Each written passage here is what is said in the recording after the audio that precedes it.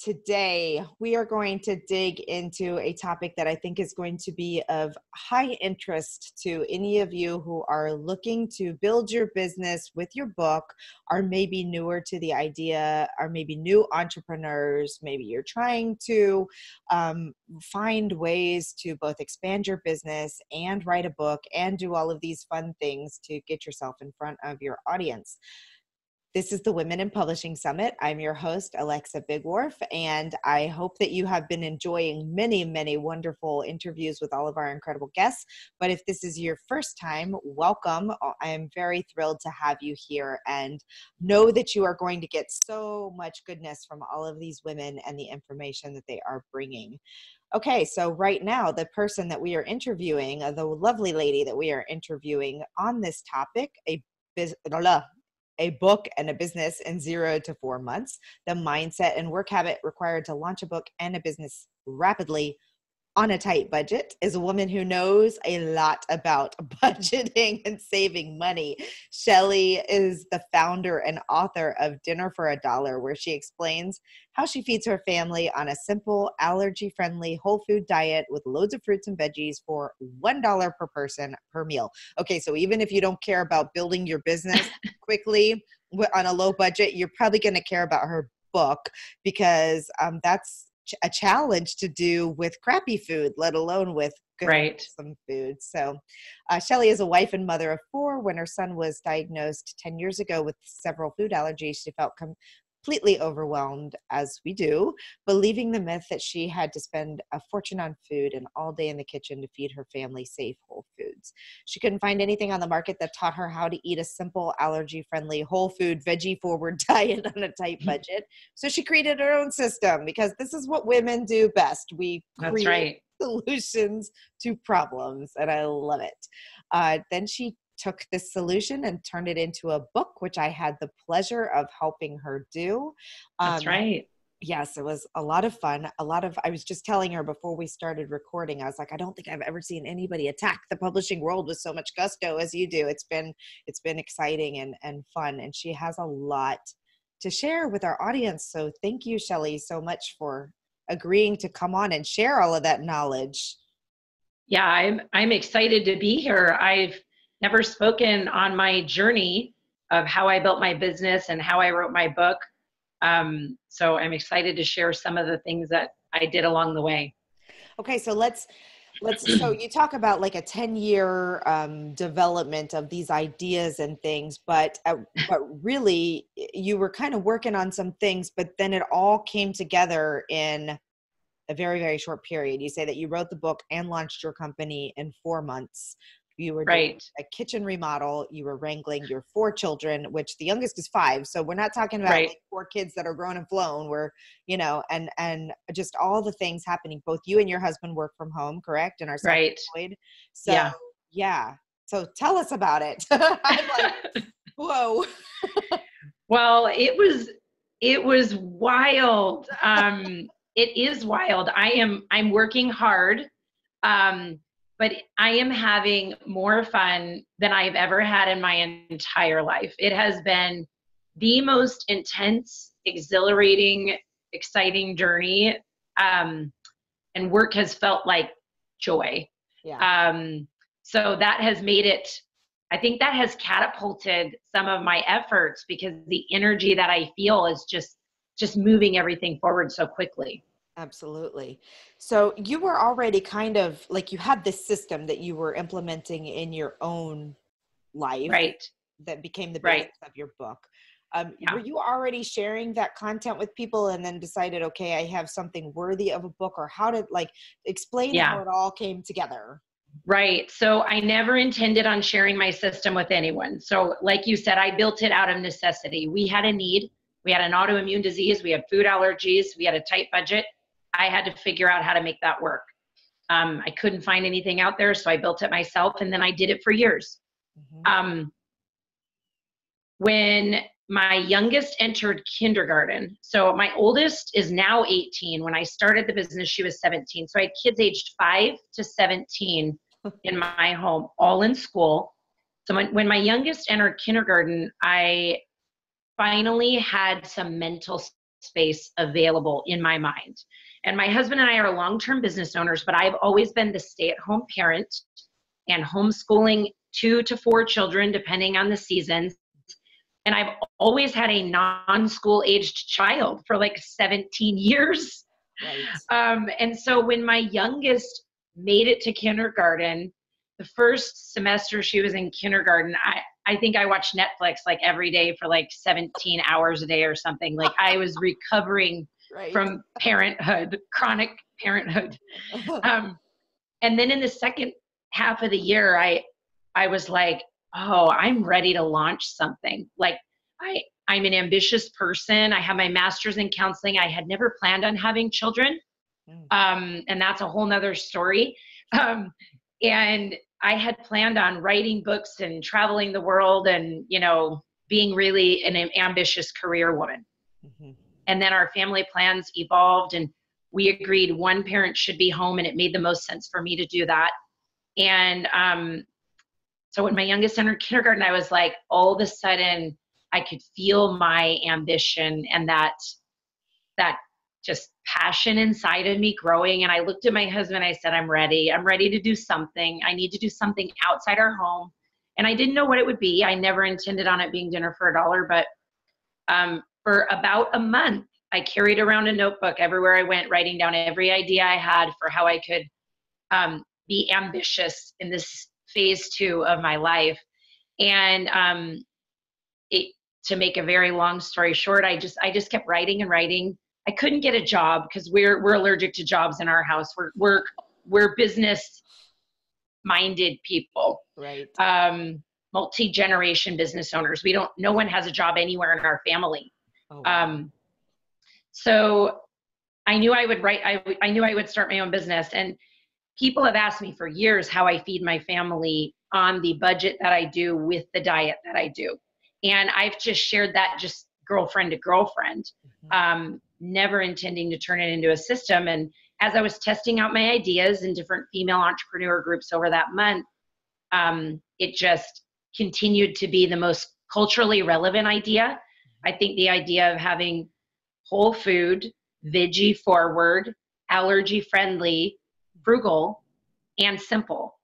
Well, that doesn't exist in the world. And so I thought, I think I can help the most people with that, and also make the most, there was room for me in that space. Yeah. So anyway, so that's how I ended up. And once I decided that I was going to launch Dinner for $1, that was about somewhere around May 25th. I started right around June 1st. And from June 1st to October 1st, I built my website, launched all my social media platforms, developed my marketing strategy, wrote the book, published it as an ebook in 4 months. So the decision process actually took longer almost than anything else. Right. But once I knew what I was going to do, from the moment I chose Dinner for $1, at the time it was going to be called $1 dinners. But I moved from that for just copyright and trademark reasons, but because there's a $5 dinners that exists out there. So I moved to Dinner for $1. And from there, it was a wild frenzy. Oh my gosh. It was just so exciting.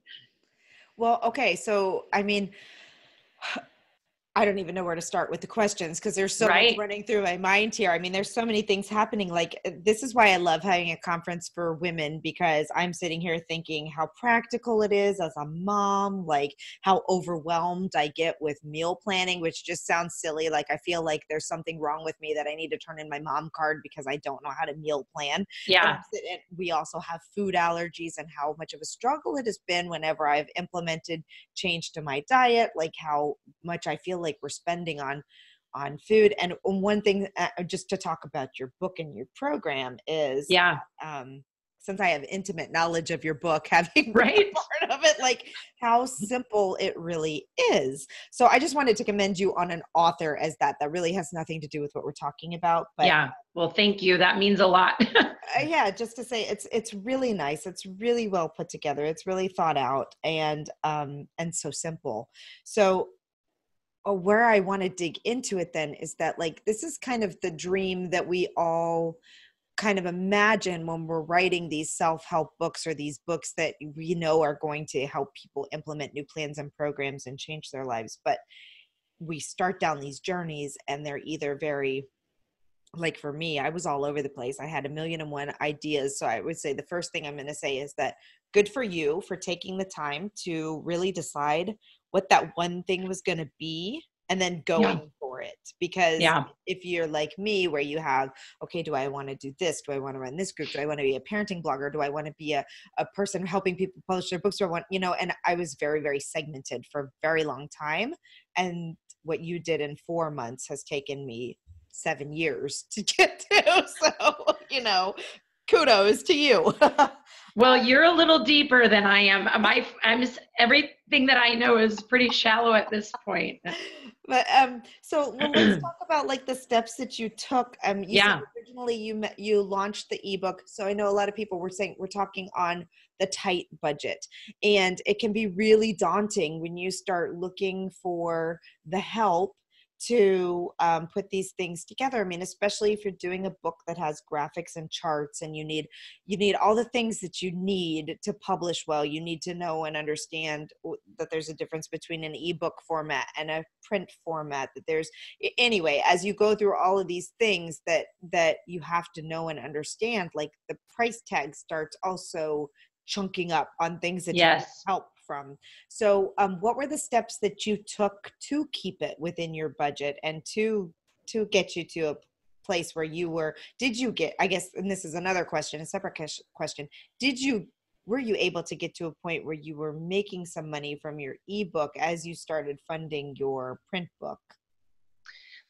So I'll answer that question first. No, I was making some money from my ebook, which I have used, but nowhere near what I was using to fund my print book and then also my audiobook and all of my marketing efforts. Right. So we are investing out of our personal budget. And that's where the business mindset comes in and where the support of my husband comes in. Yeah. So we're longtime business owners. We know that businesses take investment and we know that they take time. And so he and I sat down together and agreed that he believes in dinner for $1 more than I do. He's like, babe, I know you're going to kill it. Everybody needs this. Nobody has it.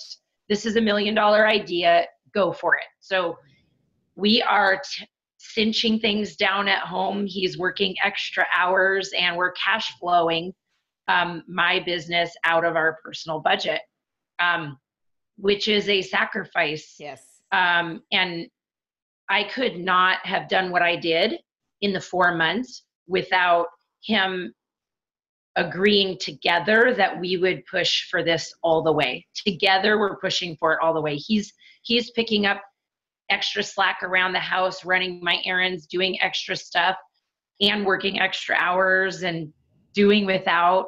And so, no, the ebook did not fund my print project. Because I didn't give it enough time to. So I launched in the ebook format. I priced it incorrectly initially. I overpriced it and I only sold it through my site. And that sold a lot of books. I sold, maybe 50 like that. And then I met with you in a consulting call and realized very quickly my book was priced incorrectly and I needed to get it to print. Everybody was asking for print and everybody was asking for audio in my target market. Now I have sold about 100 books, maybe more. Almost all of those ebook I've sold I just launched in print like 1 week ago. Right. And I maybe sold like 15 print or something, maybe 20. So the majority of my sales are still ebook, mostly because it's been out for longer. But basically, I listed on my site because I thought that was the most economical choice, which it was, but it was pretty short-sighted because there's such a limit when I only post through my site. Right. My husband and I agreed together, we're trying to launch a national brand. I'm trying to create dinner for $1 on a large scale enterprise. So what I learned from you in order to do that is I had to let go of royalties. I mean, I had to release some of those percentages. I had to lower my price, and I had to get it on lots of platforms. And I was also hearing that from my audience. So I ran a test, a trial sample at Black Friday by lowering my book price in half. And I sold more in 2 days or 3 days than I had in 3 months. And so I quickly realized that was my new price point. And so I adjusted my price point, and then I quickly worked on getting it available in print. And of course, you helped transition from an ebook to a print format. I was not intending ever to go to print or go to audio. I was just thinking that I would sell it on my site. And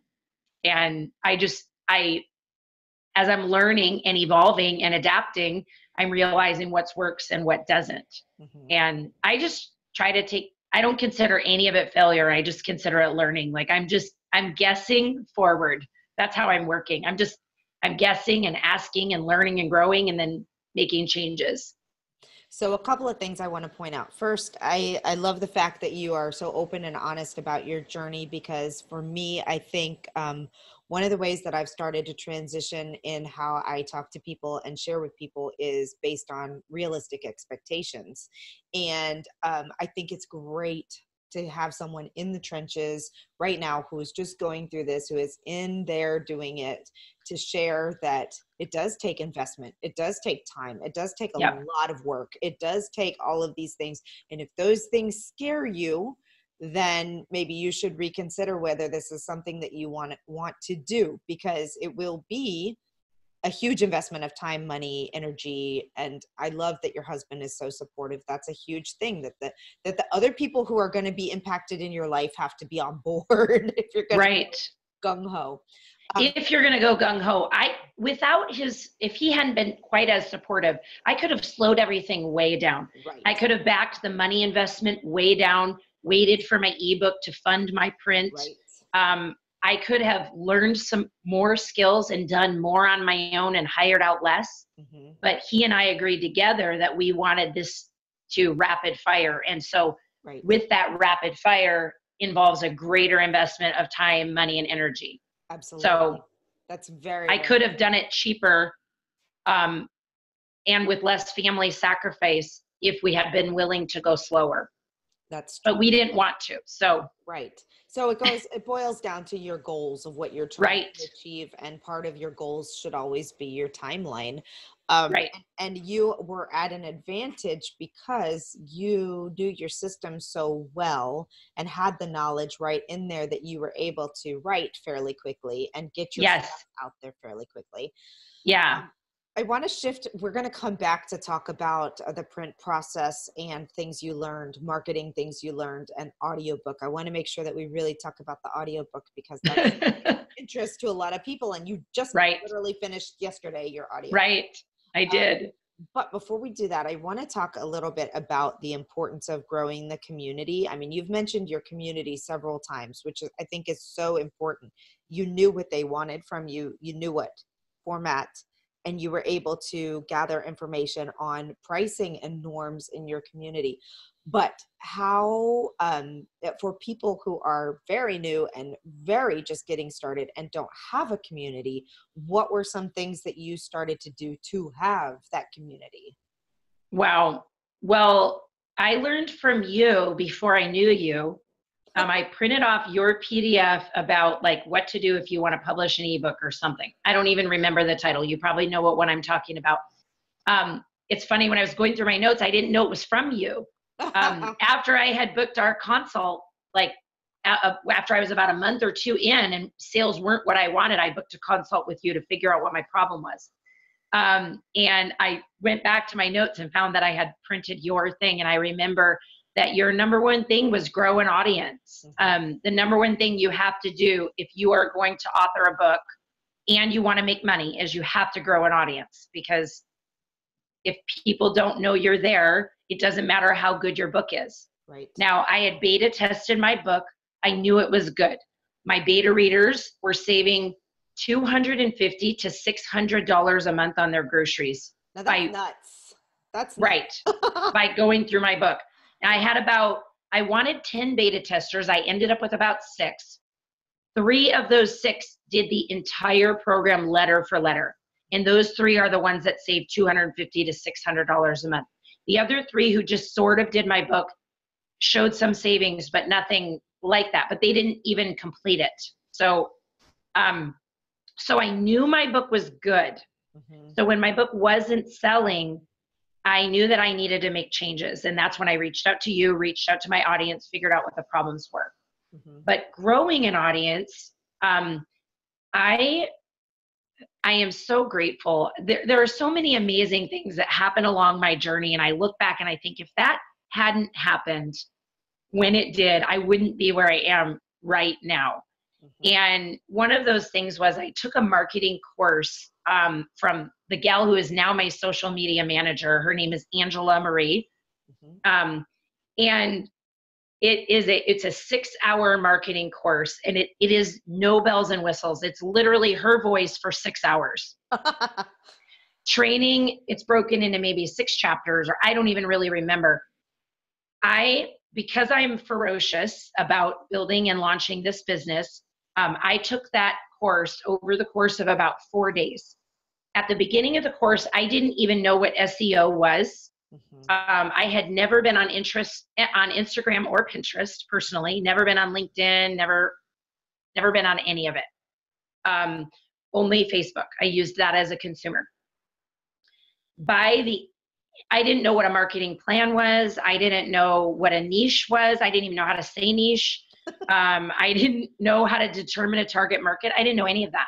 So I stumbled into her course at the very beginning, and I'm so grateful because by the end of that 6-hour course, I had a complete marketing plan laid out. I had my blog posts for an entire year mapped out. I had my target market. I had my niche. I knew exactly what I was going to do on every platform. And I attacked it.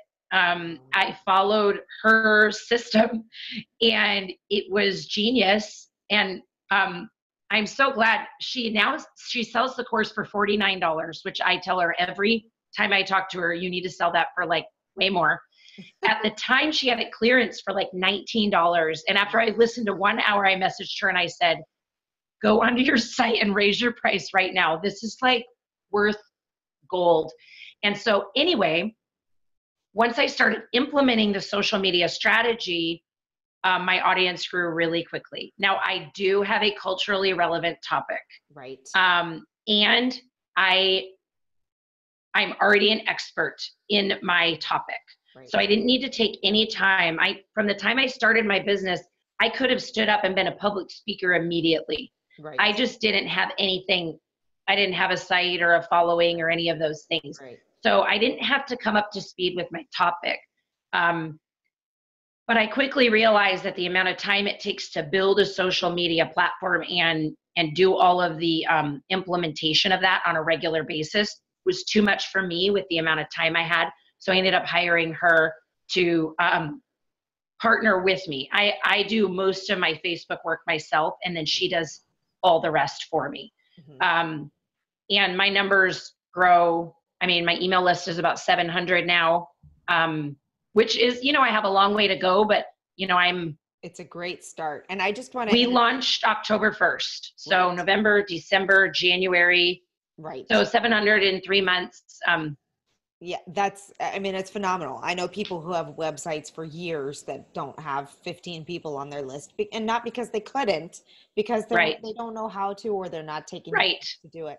I have a total strategy, and I have a plan, and I work it like I am a machine. I set up a plan and I work it because I have a very serious goal ahead of me, and failure isn't even, it's literally not even a consideration. Like, I don't even think that that's even going to happen. Right. I was going to say one thing, but I forgot what it was. Oh, well. Well, I'm going to add something here quickly while you're thinking about it. And that is the fact that even on a limited budget, even on a, I know Shelly pretty well now after the last few months of working with her. And that is, she really wants to do it herself. So like, she really wants to, but you recognize where your limitations are. Yes. And I just want to say, I think that's so important to recognize where your limitations are, and to also realize that investing in team members or experts to help you in certain places will only benefit you in the long run, because you wouldn't have had time to do all of those things. So if you'd said, I'm going to do it by myself, your Instagram wouldn't be happening. Something else wouldn't be happening, you know? So good for you for having the insight to go that route. Yeah, that I'm going to piggyback on that if I could, because I really think that's a pillar of why I've been able to accomplish what I have in the amount of time I have. Mm-hmm. I learned, we're longtime business owners, like I mentioned, so I've done a lot of reading over the years. So I came into this with a strong business mind already. Mm-hmm. And one of the practices that I've tried to implement is from John Maxwell, where he talks about only operating in your strengths. Mm-hmm. And he teaches that as much as possible, if you rate yourself on a scale of 1 to 10 for anything, try to only operate in things that you're an 8 or above. And if you're a 6 or above, maybe you can operate there and then you can grow. You could maybe grow to an 8. He said, but if you're a 1 or a 2 or a 3 or a 4 or a 5 in something, try your best to never, ever, ever do those things. Because if you're a 2 and you really work on it, you'll only ever be a 5. Right. And he said, no one's going to pay you to be a 5. Right. No one's going to buy your 5 rated product. Right. They want a 10. Right. And so from the beginning of this business, I tried to actually do everything myself because I wanted to do it on a really tight budget. Mm-hmm. And you'll appreciate this. I tried to set up my MailChimp account and set up my landing page. This was before I had my book, and I was trying to create a mailing list, an email list for people who were interested in my book when it came out. It took me 1 week to set up my MailChimp account and my landing page. I'm so sorry, and Shelly. I know. No, you can laugh all you want, because I even have a better story than that. And then you can really laugh. That was when I realized I had to hire help, because could I learn to go faster? Yes. But how long would that take me? Forever. Right. I was a 1 at tech. Right. Literally a 1. And so I quickly realized, if I want this to move along, I have to bring on help. Right. And so part of the reason that I have been able to accomplish so much so quickly is I'm doing my very best to only operate in my 8 and above. I'll tolerate working into my 6. Below that, I either don't do it or I hire it out. Mm-hmm. Because when I operate below my 8, it steals my energy. Yes. So not only do I suck at it, and it sucks my time, but it sucks my creative energy. Yes. Oh, I can understand. And it creates doubt in my mind. Like, oh, I'm terrible at this. Well, of course I'm terrible at it, because I've never done it, and that's okay. And so when I operate only where I'm amazing, I have a handful of things that I freaking rock at. Mm-hmm. And I'm an 8 to a 10, and I know that. Mm-hmm. And when I operate there, I gain energy, I gain a following, I gain money, and I create passion in myself, and I gain confidence. Right. And so I do hire help. And I think it's one of the best decisions that I've ever made. I'm very strategic about it, though. Mm. If there's something that I can learn that I have a gifting in and I just don't know it, like marketing, mm-hmm. I know how to market. I just didn't know online marketing. Right. And so I just had to learn online marketing, but I already was an 8 at marketing. I just didn't have the knowledge of online. Right. So I learned online marketing. Right. But even with that, like, you took the time to invest. You bought some books, you bought some courses, you did some things that were very low cost, but high reward, which I think is super important too. But again, it goes back to that you have to acknowledge that you're either going to have to learn and take the time, or you're going to have to hire somebody else to do it, or you're going to have to figure out that maybe this isn't the right thing for you. And I think that the one thing everybody should appreciate by the end of this conference is that anybody can be successful with the book, but there's a lot of work. There's a lot of work and diligence and strategery. Yeah, that's right. Strategy that goes behind, pulling it off. And if it were easy, everybody would be doing it. And everybody is trying, which is sad. Yes. Mucks up the marketplace, but that's a different topic. That is. Well, and the thing that I have found in this world, in this online marketing world and publishing world, is there are a lot of shiny objects everywhere. Oh my gosh. Yes. And I could have spent $400,000 so far, probably. I'm making up a number, but probably close. I have never in all my life seen so many ways that I could possibly spend money, so many courses I could possibly take. So when I say I've strategically hired help, I mean very strategically. I've said no like 98 out of 100 times. Right. And if there's ever a time that I want to learn something, I start with the free resources that person puts out, find out if I like them, like I did with you. Then I see, have they written a book? Okay, you can buy someone's knowledge for $25 and buy their entire system for $25, or you can buy their online course for $1,200. Right. Well, I don't need someone to walk me through an online course for $1,200 when I can buy a book for $25 that'll walk me right through it, and then I can hold my own hand, pull up my own big girl panties, and make the work happen. I just need the knowledge and understanding. So making sure that you're not getting I had to make sure that I was not getting distracted along the way by all the possibilities. And I worked my plan strategically and sequentially. So if for instance, when I was on ebook, I wasn't looking for books on print publication or seeking out experts on print. I wasn't reading about audiobooks. I was only dealing with ebook. When that finished, I opened up print and I dealt with that. When print finished, I opened up audio and I dealt with that. Audio just finished yesterday. Now next week, I'm working on my affiliate program. I have like 25 to 30 people who want to sell my book. But I didn't open that until I finished my big 3 things. And I think I've seen a lot of people who leave a lot of projects open. They get started and they keep a lot open. And so I have been incredibly sequential in my attack. It's really important. And focus has been something that I've had to learn really hard too. I mean, because there are a lot of shiny objects, as you mentioned, in this entire industry. And it's really easy to go, from my perspective, who do I want to focus on? Do I want to focus on helping people from idea to their outline, or actually writing the book? Do I want to shepherd them through the whole process? Do I want to work on the production of the book? Do I want to do marketing? And I've found myself all over the place all the time. And it's only been when I did the same as you. Like, I did layouts for people for years. It was not my zone of genius. I'm a 6 at layouts. Yeah.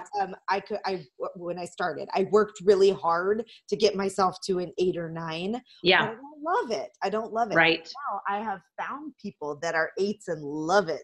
And I work with them because that's their joy.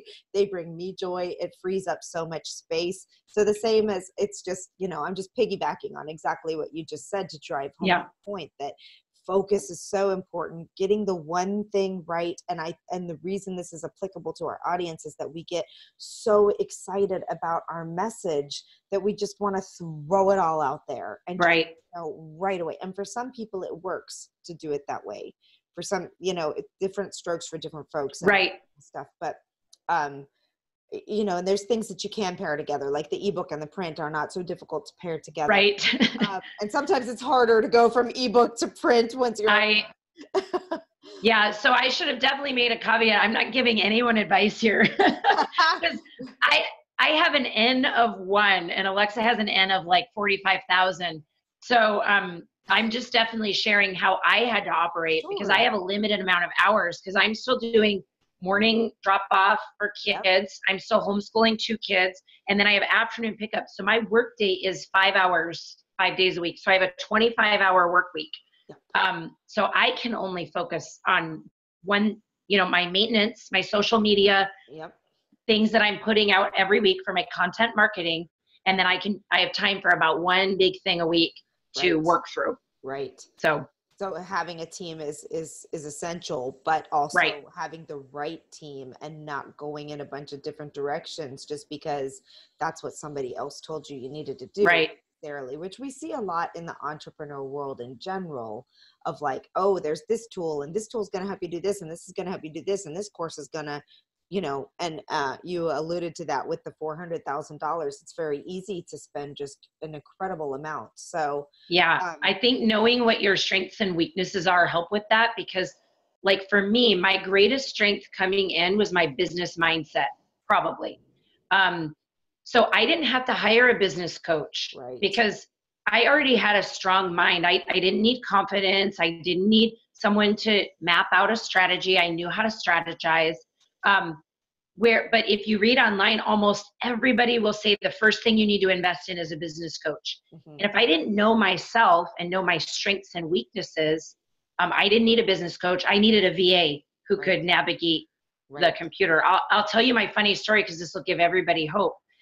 When I wrote my book, so when I was in my actual writing time, I wrote over the summer. So all my kids were home. That wasn't really an awesome strategy, but I carved out 2 hours per day for writing. And I would put my headset on. I played the same soundtrack every time and I would write. And everybody knew not to bother me. My headset was on. That's why I got over the ear ones so everybody could see them. They walk in the room if my headset was on, no one was allowed to talk to me. And anyway, so day one, I had my first 2 hours set aside, right? I'm all ready. I had my outline done. And so I was going to write chapter 1, right?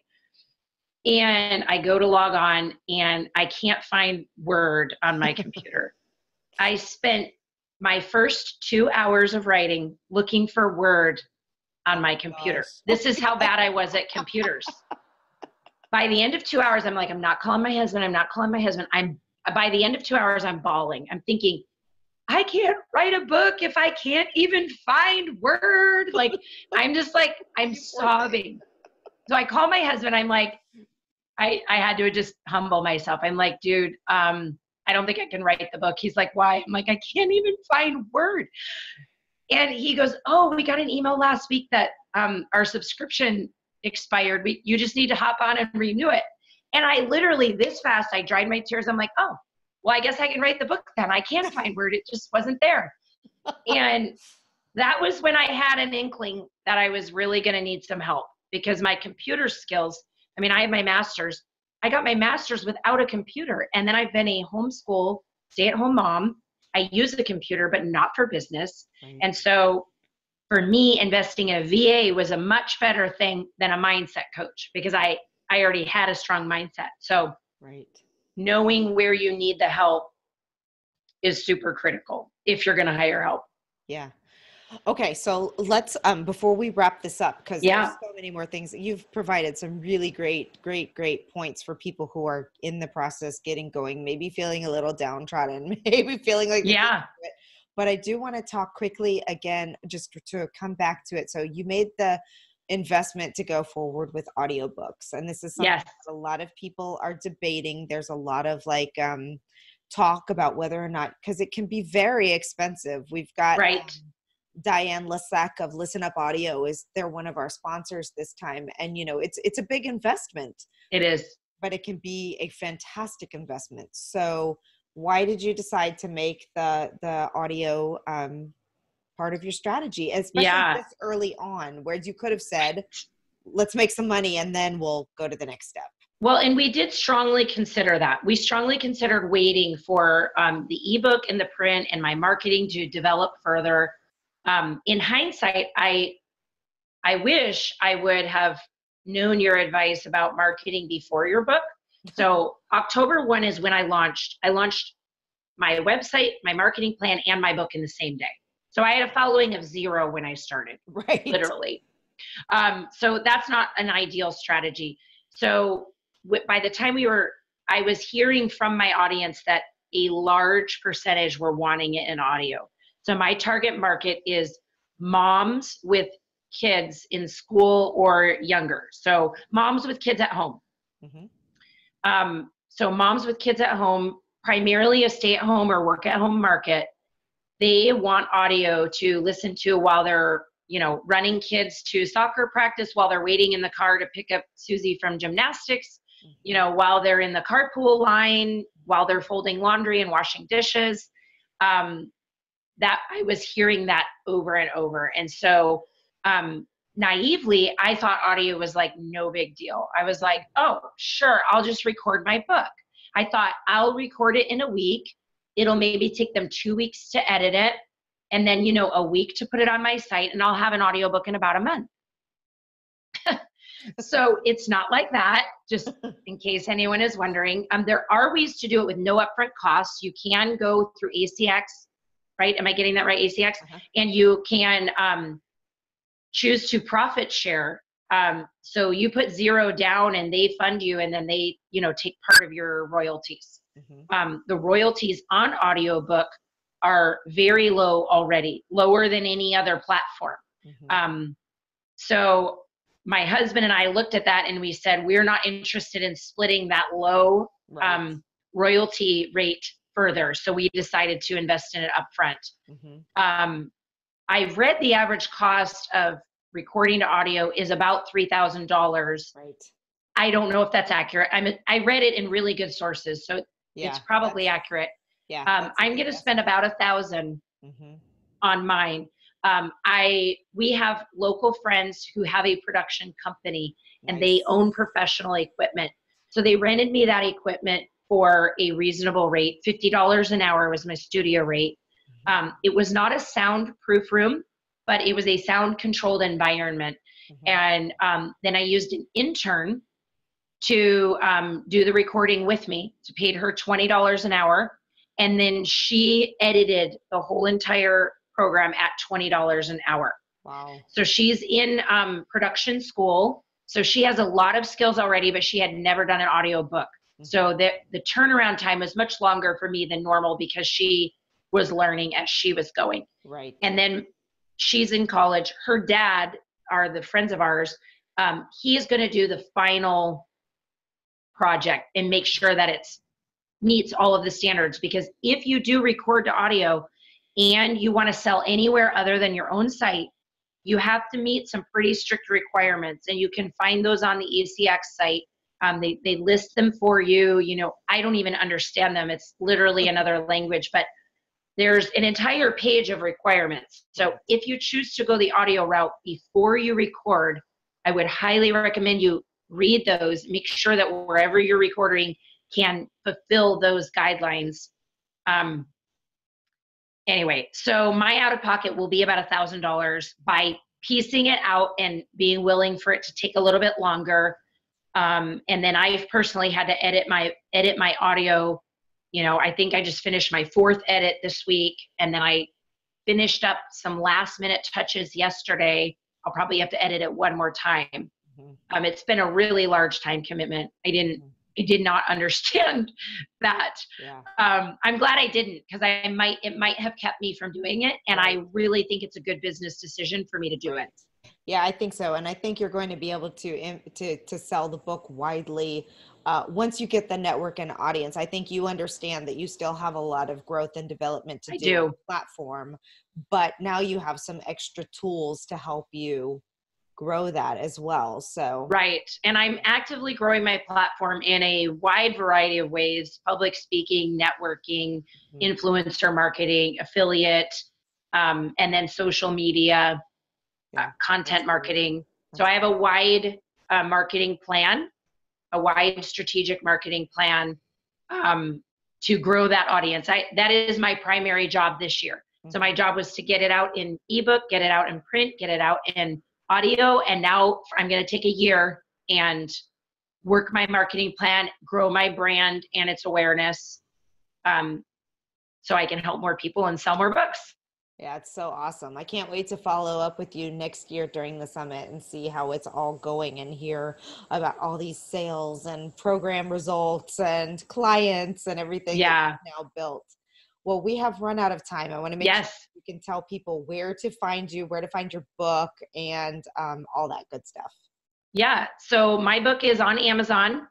It's also on my site. It's called Dinner for a Dollar. So if you're interested in simplifying your food routine and eating whole foods, then you'll definitely want to buy my book. My website is www.dinnerforadollar.co, and that's all spelled out. And there you can sign up to get a free chapter from my book. I highly recommend, if you're interested in my book, to check that out first. That way you don't have to buy it before you know if you like me. But it is available in ebook and print, and it should be available in audio, fingers crossed, starting next week. Awesome. This has been such great information. And I know you're going to be, this interview, I think, will be very, very helpful for people who are just getting started in the process. And it's such a great example of how you can take your knowledge and your passion and turn it into something that is bringing you money and joy. And, like I said, I can't wait to see what comes out of all of this. I think it's going to be great. Me too. I'm so excited. I wish I could, I don't want to fast forward through the year because I know it's going to be awesome, but I wish I could just like sneak peek and just see like where it'll be in a year.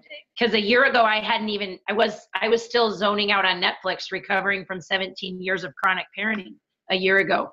I wasn't even thinking about a business a year ago. So it's crazy that I'm here now talking to you. Yeah. Well, you've done amazing things and it's going to continue. I'm so excited to be part of your journey. Thank you.